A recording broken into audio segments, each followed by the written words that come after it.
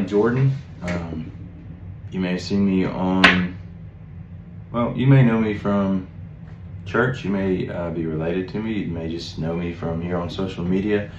Maybe you saw that I went on Pastor Buck's podcast last week, E1R1, that's Each One Reach One podcast. I want to say thank you to Pastor Buck for being a mentor early on in my life, but also just being a mentor to me now and continuing to speak life into me, inspire me.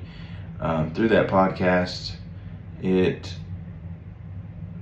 planted a seed, and it showed me that there's a lot of things that I've been through. There's a lot of places I've been, decisions I've made that I feel like need to be shared. There's a lot of things that, even through making wrong choices, there's a lot of things that God has shown me, and I just feel like I've been through too much, and I've seen too much, I know too much to not share that, so that maybe it could help somebody, or maybe somebody just finds it interesting. But I pray that this can help you. But through your podcast, Pastor Buck, and through BGTV Studios, it's inspired me to expand upon that. But through doing that podcast, it showed me that there's purpose in this, and I just want to get deeper into it. I want to get vulnerable. This is not something I've ever really been comfortable with. If you know me, you know that I am plenty comfortable with playing music, singing, playing guitar, anything musically. I've got no problem on camera, but just simply getting in front of a camera and speaking is not something that I've ever been really comfortable with. I don't know. Something about just talking is one of the hardest things I think there is. So I have massive respect for preachers and anybody that just has to talk for a living. So hopefully that will progress, and that only gets better, and God will anoint this. But whatever this may turn into, podcast or just weekly videos, or maybe I'm just supposed to share my story and that be it. But that's what I feel led to do. And so, I just kind of wanted to introduce myself to anybody that doesn't know me yet, and say hey to everybody that does know me. Special shout out to my church, Solid Rock Church in Pinson, Alabama. Special shout out to my pastors, Pastor Larry, Pastor Sandy. Special shout out to Pastor Buck, and all the people that pour into the young people of our church. There's a fire and a passion in the youth, and in the age gap between the youth and the adults, and even the young adults, and everything beyond that. There's a passion in our community that is only growing, and I think God's going to put a lot of people in front of a camera to share their stories, and that's what I want to do. That's what I feel led to do. I've seen this happening in a lot of my peers, and I can't help but be inspired. And Pastor Buck, through inviting me on your podcast, that it really just broke the ice and sent me beyond that threshold that I've been hesitant to cross. So I don't really know where to start. There's so I guess, okay, I'll just start with telling you a little bit about who I am. So my name's Jordanchilll. I'm 28 years old. So we're just a little bit northeast of Birmingham here in Alabama. I'm a musician. First off, I'm a Christian. I'm a child of God, and I have a relationship with Jesus Christ. I don't believe it's about religion or denomination or church, though church is very important, but I think it's about relationship first, and our relationship with Christ, and letting the Holy Spirit live in us, and allowing that to guide our decisions and guide our path in life. But so, yeah, I'm a child of God. I'm a musician at church. I play in church. I play in a couple of bands outside of church as well. I am a husband to my beautiful wife, Tasia. I'm a father. We just had our first child in May of last year. He just turned 8 months old, Chandler. Learning a whole lot about what I thought I knew about life. Learning a whole lot through being a husband and then now being a father. Yeah, I'm going to try not to say a million times, but can't promise that. So I'm going to try not to spend too much time on the details of this because I just want to share my story with you guys. We're going to break this down over time and I'm going to start sharing a lot of stuff, but this is just kind of the introduction. But I just wanted to tell you a little bit about who I am, where I come from, why I'm here, and some things that you may not know about me, even if you've known me for a long time. So, I was adopted after I was born. The man, my biological father, who we are going to call Bubba, because his name is Noah, but everybody who ever knew him I've never met anybody else that hasn't called him Bubba, and that's who I called him my whole life. And then there's my dad, who raised me. My mom met my dad after I was born. After she was really young when she had me with Bubba, and they didn't know what they were going to do. It wasn't planned. She was in a, from what I understand, she was in a pretty bad situation as far as her mom was absent, and didn't really know what to do, but she met my dad, and through that, she met my dad in church. She started going to church, and that's where she met my dad, Jimmy. And anyway, and she got saved and trusted God, and through that, Bubba signed his parental rights over to my dad because he just selflessly wanted me to grow up with a dad to teach me how to do things, how to play sports, how to ride a bike, how to do things that he physically wasn't able to do. And I'm very thankful that he did that. But so there's dad and there's Bubba. So when I say Bubba, I'm speaking about my biological father, and dad is who I call dad from the time that my memory started as a young child. As far as I can ever remember, this is dad, and this is something that I've struggled with in as a young adult and as a teenager. And I'll break this down further another time, but I never was able to call Bubba dad or anything else, because as I was raised to know that was Bubba and that this was dad. And so to call anyone else dad would take away from who my dad is to me.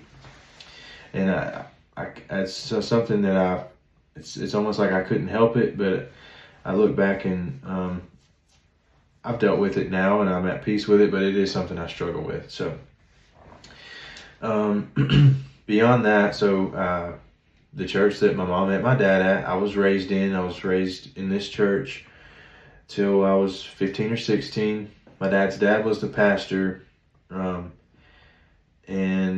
things were good. I had a pretty good life growing up. We weren't well off or rich, but we had everything that we needed, and mom and dad did the best they could with what they had.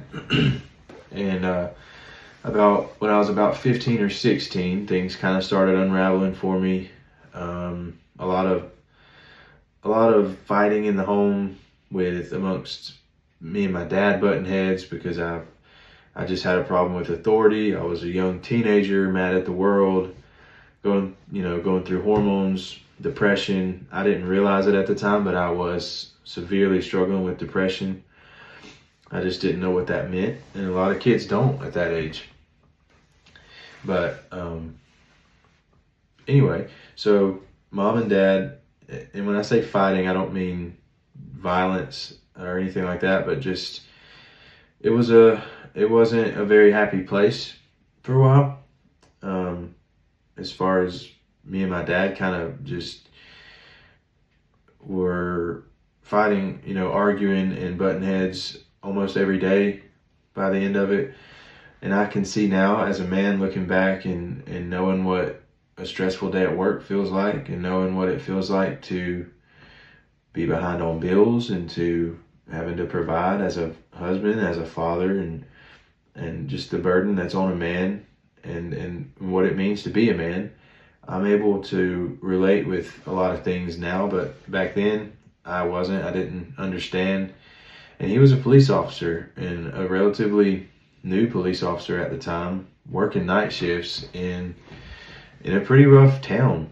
And there's no telling what he went through and what he saw coming in from a all night of working out and seeing, people at their worst, the worst in people, and people on their worst days, and just dealing with that all night and coming home. I'll never be able to understand what that was like for him. But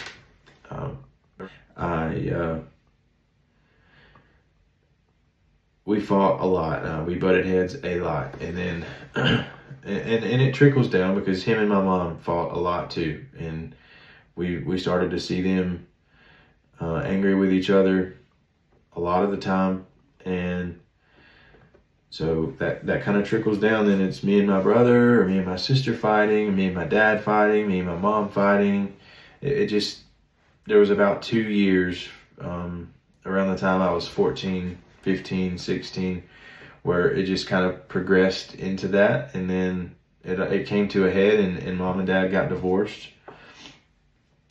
And now I can see that was a really pivotal moment in my life. I didn't think it affected me at the time, but now as I can look back and see that was crucial. That was a crucial point in my life. And so then I would say that was probably I don't know exactly, but I would say it's probably 2013 to 2014. It was my late sophomore year, going into junior year, and then they divorced. I chose to go and live with my mom because I was of the age where custody agreements and arrangements didn't apply to me, so I could choose where to go, and I chose my mom. And I had this chip on my shoulder. I'll admit that I did. I had a chip on my shoulder about, this is my mom, and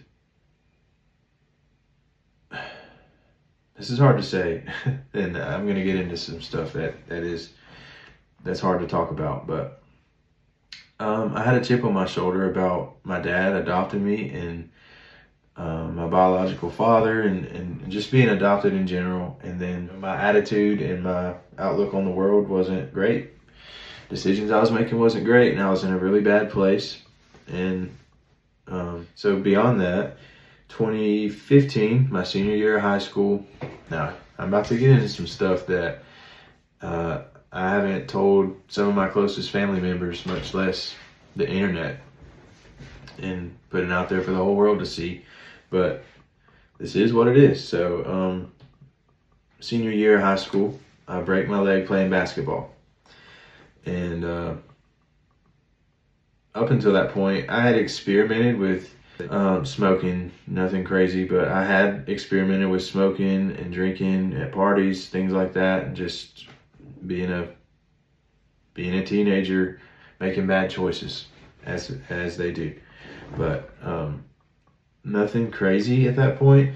But I broke my leg severely. It was a tib-fib compound fracture.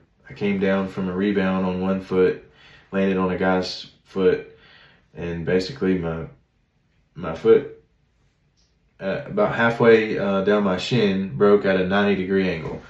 And it was a really bad traumatic injury. Had to get rushed by ambulance to the ER. They immediately put me on really, really heavy pain medication, and immediately had to have surgery, of course. Really, really long recovery and started in a wheelchair and then worked up to crutches. And slowly over time, I developed an addiction to opiates, painkillers, and didn't even realize it. But the minute they put that in me at the hospital when I very first broke my leg, I had never felt that before, and I got attached to that feeling, and it's a running theme. I didn't realize at the time, but I craved that, and they sent me home with prescription pills, and yeah, over time, I began to develop an addiction with pain pills. And that went on for a long time. It really did. And that led me down a dark road. But I'm not saying these things with regret or with shame or beating myself up about any of this stuff, because I had to go through these things. I see that now. Well, I guess different choices would have led me in different directions, but I wouldn't be here with the testimony and the story I have now if I didn't do the things I did. Not to excuse the choices I made, but I don't regret my life, because it has taught me a lot of valuable lessons, and I'm just somebody that had to learn things the hard way. But anyways, so that was 2015. And then to attribute to that, 2016, my mom's mom, Nana, I was really close with her. She was there for a lot of things when, there's things you don't want to talk to mom and dad about. She was that person for me. She was a best friend and also a grandmother in my life that I got really, really close with. And she got cancer in like 2015, 2016, around the same time that injury happened. And within 2 years of the divorce happening, somebody that I've confided in a lot through the divorce, through depression, she was a psychology major and was really big into mental health and stuff. And she helped me through a lot of that, dealing with a lot of that stuff. So she got cancer, and I had to watch her slowly die from cancer, and that was really, really hard for me. So within a span of about 3 years, everything I knew about life got flipped on its head really fast. I didn't know how to deal with it. At the same time, this is how the enemy works, by the way. At the same time all that happens, this crazy traumatic injury happens to me, and I'm introduced to these drugs that feel like they take away the pain, and they make everything go numb and make you not have to deal with what's going on. And it provided me a temporary escape, and I leaned on that for a long time. But like I said, I don't want to get too in the details just yet, because this is going to take a while, and I want to finish up here soon. I don't want this to be a extremely long video, but let's fast forward to 2019. After a long road of partying and just kind of living for myself. At this point, I completely turned away from God. Didn't believe in God anymore. I was, when my sports career was definitely over, and I just didn't have a desire to try to pursue anything in college. I actually dropped out of college, so I started college right after high school, because I felt like I needed to. I didn't know what else I was going to do. You're either going to go to work or you're going to go to college. And school really pushed the college part of that. I mean, honestly. And it's just the way academia is. You graduate high school and you go to college, and I think college is great.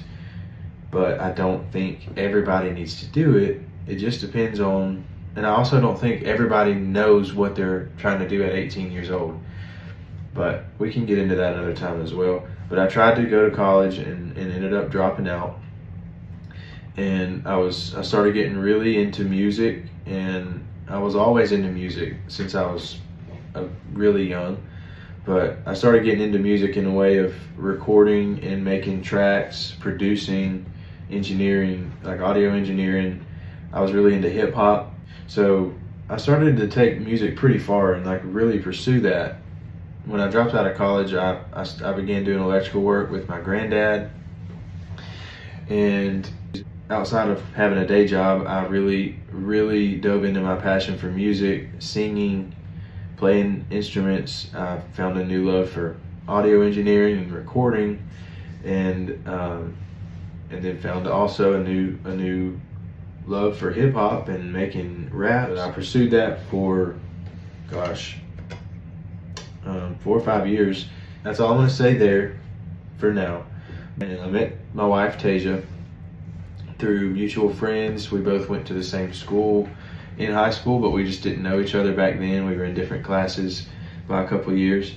But when we met, we instantly had a draw for each other, and that progressed. And we dated for 3 to 4 years before eventually I proposed to her. But in those 3 to 4 years, she had a relationship with God that was really weighing on me and starting to really try to turn my life around. Long story short, and over quite a lot of time, through God not only using her faith to draw me back to Him, but also using her story of a really close friend of hers that passed away. God used her and eventually to get me off of drugs and get me out of the addiction that I was battling. And it amazes me when I think back on it. But I get off of that stuff finally. And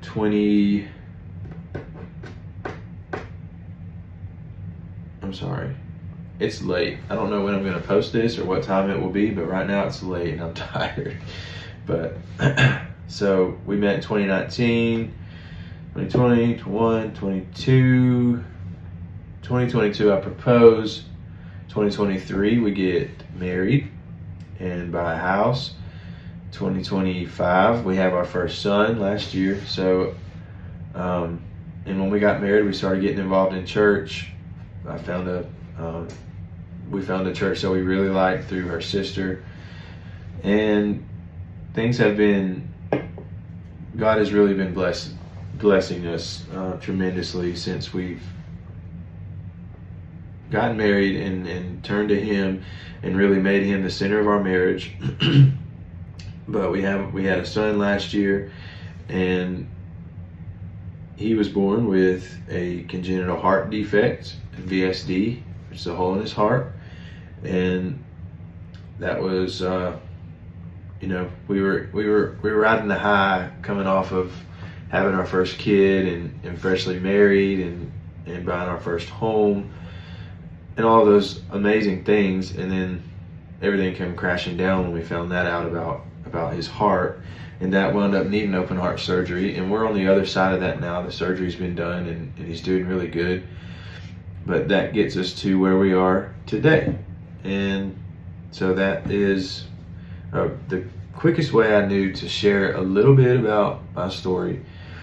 And what I want to do over the next few weeks is to start breaking these things down and start from the beginning and go through everything and just kind of share with you guys what I've learned. And we're probably going to learn new things along the way. I'm probably going to learn new things about myself through this. And I just my main goal is to bless God through this, and that it would shine a light on God's love and His mercy and how He never gives up on us. Doesn't matter where we are and what we're doing. He's always there. We don't have to clean up and stop doing things to know Him. Like we don't have to do these rituals that they had to do in the early days. Like we don't have to be ashamed of our sin. We don't have to be ashamed and hide who we are. we just have to turn to Him. And that's really my main focus, is to show that running theme of how many times I was living in sin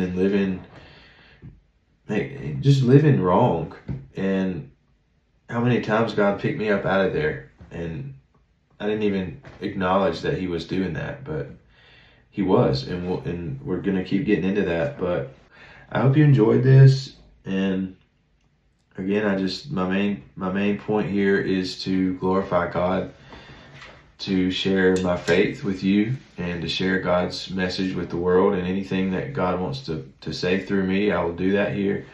And I just want to obey Him.